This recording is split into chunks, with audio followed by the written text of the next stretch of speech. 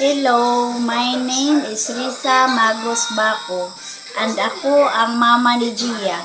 Pinapayagan ko silang gumawa ng videos dito sa YouTube at kami ay naka-supervise sa kanilang content para siguradong ligtas at angkop ito.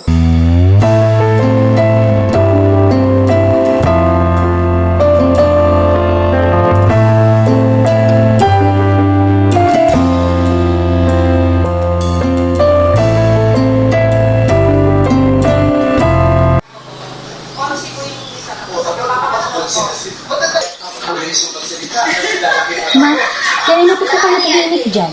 May iniisip pa ba kayo? Wala naman anak. Napaisip lang ako sa inyo ni Claire.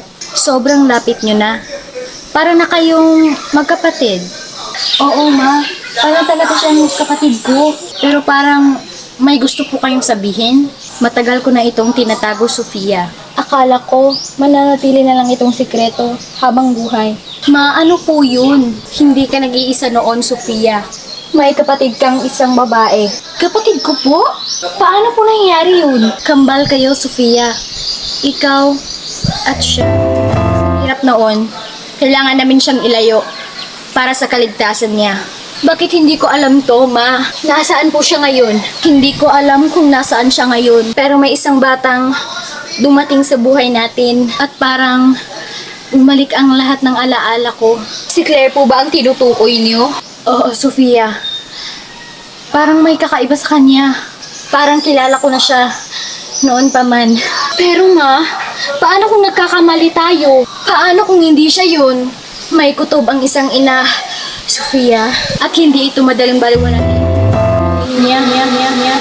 Kaya pa niya. Parang ang gaan ang loob ko sa kanya. Parang matagal ko na siyang kilala. Kahit ngayon lang. May connection kayong hindi maipaliwanag. At kung ano man ang totoo, mahal ko kayong parehas. Ma, kung siya nga ang kapatid ko, ibig sabihin, hindi nga lang siya kaibigan. Oo, Sofia, pamilya kayo. At ang pamilya ay hindi aksidente.